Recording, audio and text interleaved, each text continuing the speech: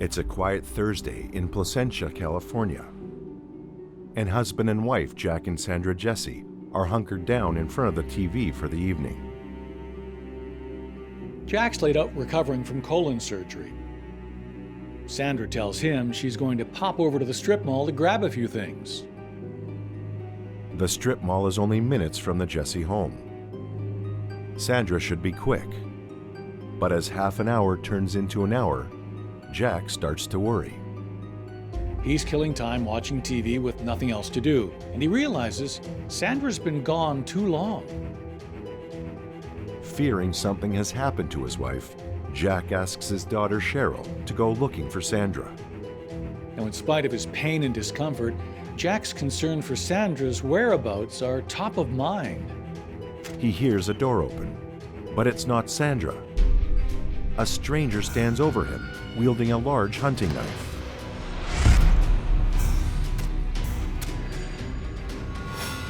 Cheryl has no luck tracking down Sandra and goes to Jack's place to let him know, but nothing can prepare her for what she's about to find.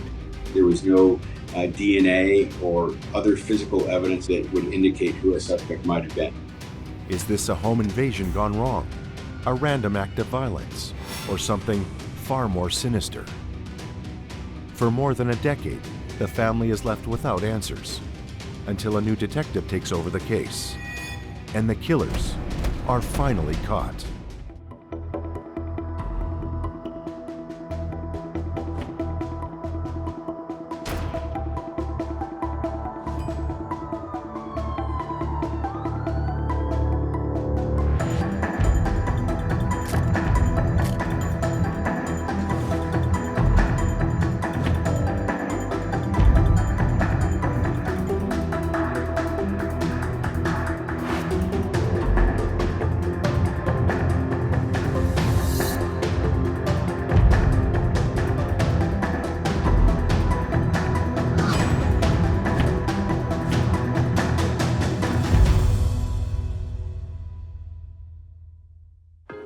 Placentia, California, a city of about 50,000.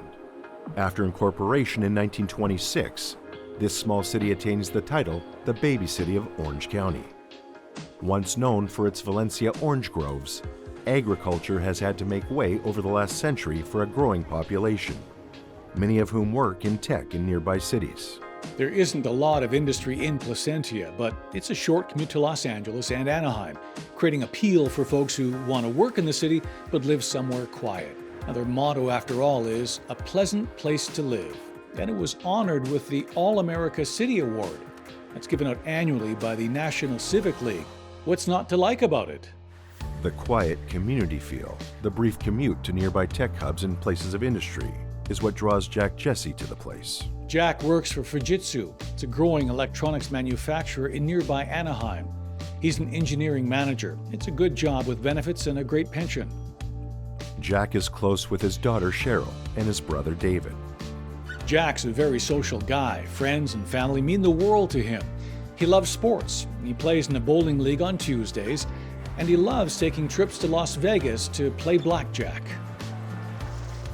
When Jack Jesse meets Sandra, their connection stems with a love of spending time at the casino. But while his game of choice is blackjack, hers is slots. And like Jack, she has a deep love for family, doting heavily on her son, Thomas. Jack and Sandra marry in 1998. Now, this isn't a first marriage for either of them. Jack has daughters from a previous marriage, while this is Sandra's third marriage. Her son, Thomas Ehlert, is 15 when his mom marries Jack, and he moves in with the newlywed couple in Placentia. It's a big life change for Sandra and Thomas, but Placentia boasts good schools and community, which allows Thomas to adapt quickly. Sandra, on the other hand, isn't quite as in love with it. Now, this laid-back California suburb doesn't appeal to her. She would prefer to live in Arizona and spend her days at the casino. Sandra raises the issue of moving with Jack, but he protests. Jack wants to remain close to his daughters, and with Thomas still in school, Sandra decides maybe it's not the best time to uproot the family. She decides to table the matter for the time being and make the best of Placentia. Settling in, Sandra and Thomas's mother-son relationship only grows stronger. and those close to the family even describe him as being a bit of a mama's boy. Sandra's pleased Thomas and Jack get along for a stepfather and stepson. They bond over sports, football in particular. Jack's team is the Raiders, while Thomas is a Steelers fan. The three make up a modern blended family, and on game day Sunday, they look just like a million other middle-class American families. Sandra has a lot to be proud of. Her father was a Chicago policeman for years, and now her son has aspirations of following in his footsteps. After high school, he'd like to go into law enforcement like his grandfather. Thomas grows up and marries his high school sweetheart, Marla. He moves out, but he and his new wife remain in Placentia, close to Jack and Sandra, who are now empty nesters. But just because Thomas no longer lives at home doesn't mean Sandra and Jack don't see him.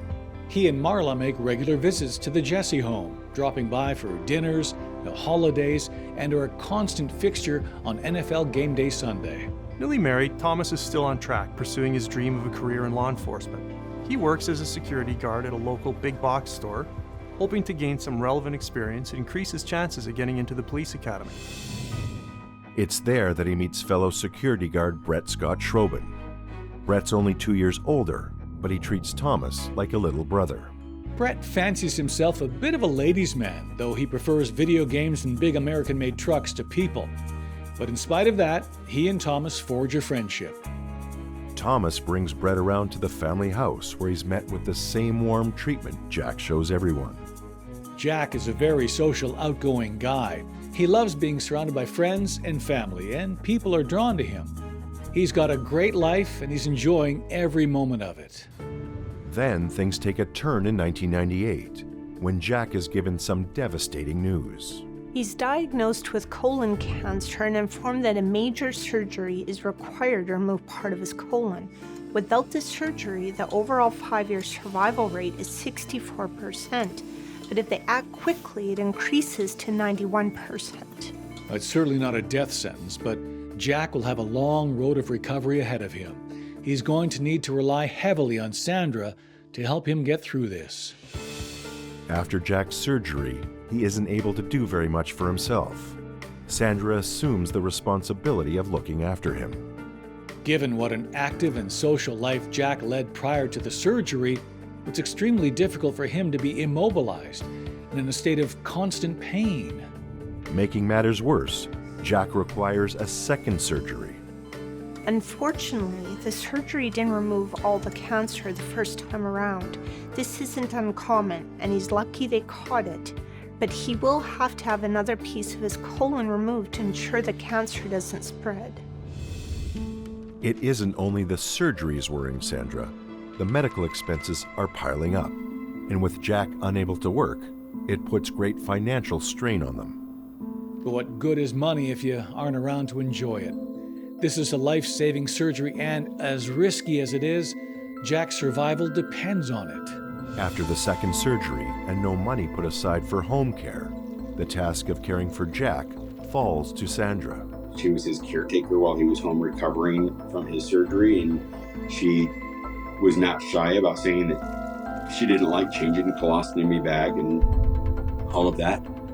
It's not an ideal situation for either of them, but they don't have a lot of options here. Money's tight, and Sandra's the only viable option to do the dirty work. On the evening of Monday, August 3rd, 1998, Jack and Sandra are at home watching TV. Their show ends at 8 p.m. Now, Sandra tells Jack she wants to run to the nearby strip mall to deposit a check and pick up a few things, including more ice for Jack's fever and a strawberry milkshake for him. It's out of the ordinary for her to be running errands this late in the evening, but the strip mall isn't far from their house, and she assures him she'll be home in less than an hour. It's now been over an hour since Sandra left, and Jack is beginning to get worried.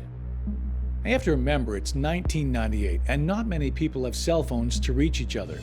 Jack's unable to contact Sandra, so he calls his daughter Cheryl at her house. She tells him not to worry, but agrees to come over. Jack's daughter Cheryl arrives at 9:30 p.m. Sandra's now been gone for 90 minutes. Cheryl's asked to go to the mall and check for Sandra, as Jack is worried because Sandra's been gone far too long. Cheryl agrees, but tells Jack to rest. She can see he's clearly in a weakened state, and this ordeal is additional stress he doesn't need right now. And by the time Cheryl gets to the mall, there are very few cars left in the lot, and the place seems to be closed for the night. Cheryl looks for Sandra with no luck, so she decides to head back in the hopes that Sandra is now safely at home, with an explanation for where she's been. Jack is relieved when he hears someone coming in through the garage entrance. Jack assumes it must be Sandra, finally returned home from her outings. But his relief quickly turns to fear when a strange man enters the room and pulls out a monstrous hunting knife. Assuming the man's a burglar, Jack tells him to take whatever he wants and leave. The man doesn't seem interested in the valuables. Jack fears for his life.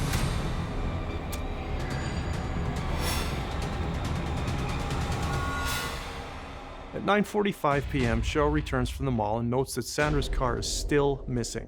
Cheryl knocks, but there's no answer. Jack is a trusting guy and is known for leaving the door unlocked, so she lets herself in. Cheryl calls out, but there's no response. She goes to the living room, expecting to see Jack napping in his recliner. Desperately trying to remain calm, Cheryl rushes to her father's side in shock at the pool of blood surrounding him. She acts fast, calling 911 in the hopes to save her dad. All the while unaware, a murderer is on the loose.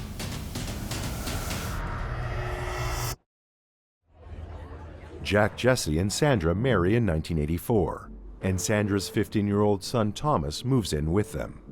In 1998, Jack is diagnosed with colon cancer. After 2 surgeries, he's unable to work, and the medical bills pile up. On the evening of August 13, 1998, Sandra steps out to run some errands. But when she's late returning home, Jack worries something's happened to her. Jack is relieved when he hears the side door open. But it isn't Sandra. Before he has time to react, the intruder pulls a knife and attacks him. Jack's daughter Cheryl returns after searching for Sandra to discover her father stabbed and unconscious. She calls 911 and attempts to give her father CPR, but it's hopeless. As she breathes into his lungs, the air escapes from the stab wounds. All she can do is wait for help to arrive and hope that by some miracle, it's not too late. At approximately 9:50 p.m., paramedics arrive on the scene. Unfortunately, there is nothing they can do for Jack. Just after the medics get there, Sandra finally returns home. She's seen the ambulance in the driveway, but nothing can prepare her for what she's walking into. Sandra is surprised to see Cheryl, who quickly starts in on an explanation for why she wasn't home. The timing of Sandra's absence and Jack's murder is too convenient, and Sandra's reaction at seeing her dead husband verges more on defensiveness than actual grief, and this makes Cheryl suspicious. How does a 30-minute errand take almost 2 hours? And what accounts for her arriving home just minutes after Jack has been murdered? Maybe there's an explanation. Detectives will certainly want to hear it. Detective Darren Wyatt is assigned to the case. Sandra and Cheryl are escorted to the station to provide statements, while investigators look for clues. To look at him, you wouldn't assume Wyatt's a cop, but he's worked narcotics and gang cases and has the edge of someone who's seen the inside of those seedy worlds. He's now an acclaimed homicide detective with the Anaheim Police Department. He takes in the scene, noting the violent nature of the crime, multiple stab wounds. He notes the valuables, TV, stereo, are all still intact. No windows, no doors appear broken. Pretty strange if this was a botched robbery. His next order of business is interviewing the family in the hopes of gaining some insight into who could have done this. It's 4 a.m. by the time Wyatt gets to interviewing Sandra. Jack was in a weakened state because he had just had the surgery. Sandra could have actually been the suspect. As late as it is, it's essential to interview any material witnesses while things are still fresh in their memories. He asks Sandra if she recalls seeing anything missing from the house. She doesn't, which lowers the probability this was a robbery, though it doesn't rule it out. There is a chance the thief got spooked by Jack, and a struggle ensued where they stabbed him and then fled. The robbery gone wrong narrative could fit, but there are some issues with it. Jack was stabbed a total of 11 times in the chest, arm, neck, back, shoulder, face, and head. His jugular and aorta were pierced and he bled to death. An attack like this doesn't demonstrate someone acting in self-defense. What it shows is an intent to kill.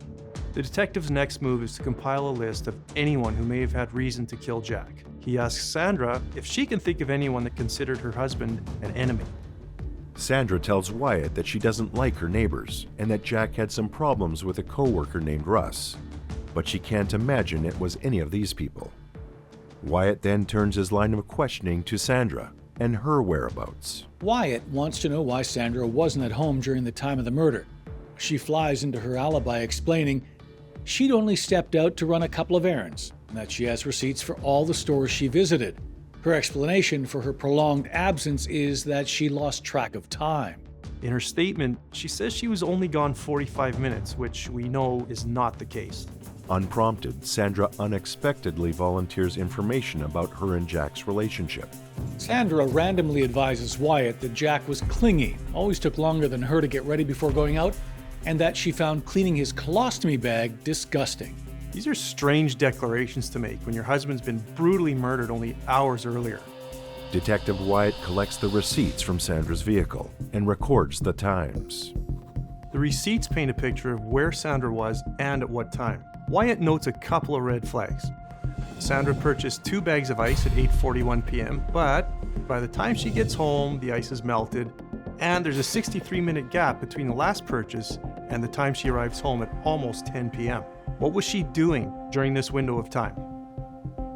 The receipts tell a story that contradicts Sandra's version of events. Now, sure, they provide her with an alibi, but they also cast some doubt. It seems convenient that a couple of errands takes nearly 2 hours so that she isn't home when Jack is murdered. There are all these links and these ties that go back. There was her behavior that night. I think that Sandra's statements about where she was and what she was doing to the ordinary person just didn't make sense, and it reeked of the fact that she was out creating an alibi. Wyatt knows Sandra didn't murder Jack, but he's beginning to suspect that she knows who did. If his hunch is right, who is she covering for, and why? Jack Jesse is home alone recovering from a major surgery. He's waiting for his wife Sandra to return when a stranger breaks in and stabs him to death. Sandra returns home to find her husband murdered, but there are questions as to where she was and why she was gone so long, allowing the killer time to finish the job while she was out. And after an exhaustive interview with Sandra, investigators are left with more questions than answers. After Sandra's 4-hour interview ends with promises to help in the investigation, she gets in touch with her lawyer. In any domestic murder case, the spouse is going to be on the list of suspects. So, guilty or not, it makes sense for Sandra to seek legal counsel. But following this call, Sandra renounces her promise to cooperate with Detective Wyatt. CSI need to sweep the house, and they ask Sandra to provide elimination fingerprints. Since her prints will be all over the place, this will help them identify any unknown prints. Sandra, however, refuses this request. Sandra also declines to take any of Detective Wyatt's calls. Sandra hires defense attorney Al Stoke, who promptly calls Detective Wyatt and tells him to stop calling his client. When the CSI team returns to the Jesse home to search for additional clues, they are met by Sandra's son Thomas, who vehemently refuses them access. They went and knocked on Tom's door in Arizona, and he basically told them that he wouldn't talk to them. Less than 24 hours into the investigation, any help Wyatt hopes to get from Jack's wife and stepson has gone up in smoke. This makes Wyatt's life more difficult than it needs to be, and it raises questions as to why Sandra isn't cooperating with the investigation. Her husband has just been murdered, and she's standing in the way of finding the killer. Wyatt obtains a late-night search warrant to go back and investigate the crime scene. You would assume that Jack's family would want the killer brought to justice, yet all he's getting from them is pushback. It's a red flag that now puts Sandra and Thomas at the top of Wyatt's suspects list. Detective Wyatt wades through the evidence he's gathered so far, looking for any clues that could definitively point back to Sandra. She has an alibi, and he doesn't suspect that she's the one that actually killed Jack, but her story has holes, and her timeline of events suggests that she was intentionally out of the house while the killing occurred. The lab report comes in confirming that Jack was stabbed 11 times in the chest, arm, neck, back, shoulder, face, and head with a large hunting knife. One of the really sad things about this is that the autopsy showed that Jack probably would have died of natural causes within a couple of months. His tumor was back and was growing, so this was completely senseless. Like most murders, there's no reason for it. Wyatt can't link the murder to Sandra without the murderer. So unless he can turn up some concrete evidence, her involvement in Jack's killing remains a working theory. The impact of Jack's murder on his family is devastating. They're at a loss why anyone would want to see him dead. But they have their suspicions as to who may be involved. When we had called family members, they came down to the station, and several of them that night, before we'd even started doing interviews, said, Sandra is the suspect. But when Jack's retirement account and life insurance policy come through, leaving Sandra with a substantial sum, the question of motive starts to take shape. Detective Wyatt learns of the substantial sum Sandra just came into. If you want motive, you follow the money.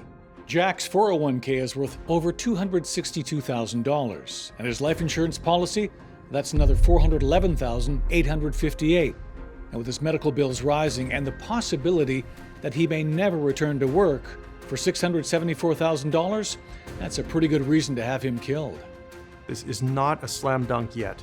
You can't convict someone for murder simply because they collect on a spouse's life insurance policy. Wyatt's fairly confident that Sandra Jesse is involved in her husband's murder. But it's the shock and awe revelation as to the others involved that will never allow him to forget this incredible case.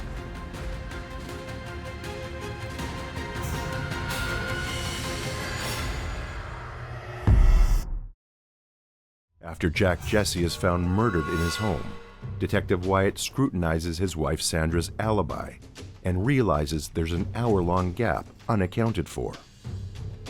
After Sandra promises to cooperate, she and her son Thomas stop communicating with investigators. Detective Wyatt grows suspicious. Wyatt's hunch that Sandra is involved in the murder is bolstered when he learns that she collects over $500,000 from Jack's pension and life insurance policy. Despite the ongoing investigation, there are no arrests made and no new leads. Detective Wyatt believes that Sandra Jesse is involved in the murder of her husband Jack for financial gain. Wyatt's theory seems plausible, but if he can't prove her involvement, then there's no way a jury will find her guilty. As the case drags on, Detective Wyatt is promoted out of homicide. The case goes cold. It appears that whoever killed Jack has gotten away with it. For now. Meanwhile, Sandra sells the Placentia home. She takes the assets from the sale, along with the pension and life insurance, and buys a place in Phoenix. Her son Thomas has already moved to Phoenix and bought a house with part of the money he got from his mother. Sandra never liked Placentia. She wanted to be in Phoenix all along, and now that Jack's gone and Thomas is there, but there's nothing holding her back. Sandra had since taken the life insurance money and bought a house next door to Tom, or around the corner from Tom in Arizona. By that time, this was now 2005. Sandra spends a lot of her time and money at the casino. She makes sure to take good care of her son Thomas. But as for Jack's daughters, they don't see a penny of his money. 4 years after Jack's murder, Sandra's moved on and is living her new high-rolling life. And with the case gone cold, it looks like she's free and clear. But not everyone has forgotten about Jack and moved on. Detective Thomas Dove is given the task of opening up the cold case and reviewing all the evidence. A lot of it had to do with the family, with Jack's brother David. and his daughters, Cherie and Cheryl, who continued to press for justice for Jack. Investigators reviewing the case determine it still has a high probability of being solved. It just needs to be worked by someone willing to put those hours in. As Dove and his partner, Detective Brian Sutton, review the case, something catches his attention. There's a report filed in there from years ago. It describes an anonymous caller that contacted the Placentia Police Department, claiming that police suspicions regarding Sandra and her son Thomas are on target. My understanding was that that anonymous call came in. The call was not recorded, and the call didn't give a name. It gave some indicators of a person that had worked with Tom Ehlert at a box store and were friends. They played in a softball league together. He goes on to say that the pair hired a hitman who worked with Thomas at his security job, and that individual bragged that he used the money from the murder to buy a new truck and jet skis. The anonymous caller also claims to know that the hired hitman chickens out at the last minute. And the getaway driver is the one who ends up killing Jack with a hunting knife. This is a major development. Surprisingly, the officer who took the call and wrote the report didn't record any portion of it or take any steps to launch a trace and follow up with this potential informant. The report has gone unchecked. Until now. Dove and Sutton have two immediate objectives: discover the identity of the 2001 caller and cull through employment records to find Thomas' co-workers and uncover the identity of the man he hired to kill Jack Jesse. It doesn't take them long to flag Brett Schraben's name from a list of employees who worked security with Thomas. Tom then started doing an extensive investigation and believed, based on everything that he saw, that Brett Schraben was most likely the person that the anonymous caller was talking to. Dove recognizes the name from a handwritten note taken as evidence along with the receipts from Sandra's purse on the night of the murder. There's a good chance that this is the man the anonymous caller is referring to in the report. And then I think the thing that was really key was going back and finding the items that Sandra had in her purse. She had a small piece of paper, just a little piece of note paper that said Schraben written on it. Dove and his team then managed to track down the anonymous caller. The caller's a man named Mike Kavlovic. It turns out that Schraben's girlfriend at the time is sisters with Mike's girlfriend. Mike tells investigators they're all out at a local bar when he overhears Brett talking to another man, TJ Garrick, discussing details of the murder and later bragging about the money he got for it. With a list of 4 suspects, Sandra Jesse, Thomas Ehlert, Brett Schraben, and TJ Garrick, this cold case suddenly has a second life. Jack Jesse is stabbed to death in his home, while wife Sandra is out running errands.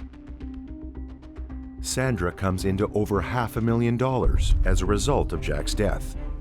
Investigators suspect she has something to do with it, but are unable to prove it. That is until a new investigative team takes over the case and unearths an informant that could blow the whole thing wide open. Detective Dove's interest points to Sandra Jesse, Thomas Ehlert, Brett Schraben, and TJ Garrick. But Dove decides that instead of bringing them in and questioning them, which will likely only end with them denying any involvement in the murder, he's instead going to catch them in a trap. Tom worked with Mike Murray, who was the DA at the time, and devised a plan to write a wiretap to basically capture the telephone conversations of Brett Schraben's phone, as well as Tom's and Sandra's. Detective Dove obtains warrants for wiretaps, launches out-of-state surveillance on Sandra, Thomas, and Brett Schraben, who are all now residing in Phoenix. With surveillance in place, Dove will reach out to a number of Schraben's Orange County friends, saying he's looking for him and has questions. The hope here is that those concerned friends will reach out to Brett and let him know a homicide cop is calling around asking for him. Dove wants to light a fire and see which way the rats scurry. Detective Dove's plan works. Schraben is spooked and calls Thomas. informing him that a homicide cop is asking around. Detectives are listening in on this call. Thomas tells Schrauben to relax, then asks him if he feels comfortable talking on the phone, to which he replies, no. The two make a plan to meet in person and avoid using the phone, evidence that they're suspicious they're being watched. So me and my team went to Arizona for about 10 days, and we handled the surveillance, the physical surveillance portion of the wiretap investigation as Tom was collecting his evidence against Brett. Over the next several days, surveillance teams observed Thomas and Schrauben meeting at a number of locations. They also record calls between Thomas and Sandra. On one call, Sandra asks how investigators knew about Schrauben, to which Thomas quickly changes the subject. Thomas then tells her he doesn't want to talk on the phone. Sandra and Thomas live down the street from each other. They're practically neighbors, yet they meet up at odd locations and stay off the phones. They're paranoid they're being watched, and with good reason. They would then go and meet in person and kind of stand back to back, not where you would normally stand to converse with one another, but it was almost as if they were conversing but watching for surveillance, etc., to see what was going on. This behavior confirms Dove's suspicion about a conspiracy involving mother, son, and Brett Schrauben. Detectives arrest Brett Schrauben in September 2005. Detectives tell Schrauben they have an informant willing to testify against him, but Schrauben claims he didn't do anything. The interview is going nowhere until Detective Dove pulls out an audio recorder and plays a recording of a phone call between Sandra and Thomas. During the call, the two essentially throw Schrauben under the bus, speculating that maybe he's the one who killed Jack. The call is very obviously staged for the benefit of police, who they assume are bugging the call. Schrauben can see the writing on the wall. The two are out to save their own skin, yet in spite of that, he doesn't comply right away. Schrauben spends over 500 days in pretrial incarceration. But Schrauben finally cracks when he gets a visit from Jack's daughter, Cheryl. Hearing her plea softens him, and he decides to talk to Detective Dove and cooperate in the case. Schrauben confesses to Detective Dove in exchange for a plea deal. And he told Tom essentially how he met Tom Ehlert, how they had asked him to, him and his friend TJ Garrick, essentially to murder Jack Jesse for the insurance money. Went through the whole story about how they went there that night, that he went into the house, he actually chickened out, came back out, and TJ Garrick went in and stabbed Jack Jesse to death. Schrauben claims he meets Sandra Jesse and Thomas Ehlert on June 24th, 1998, in the parking lot of a Placentia Mall, where Sandra gives him a photo of Jack and a sketch of the interior of the house.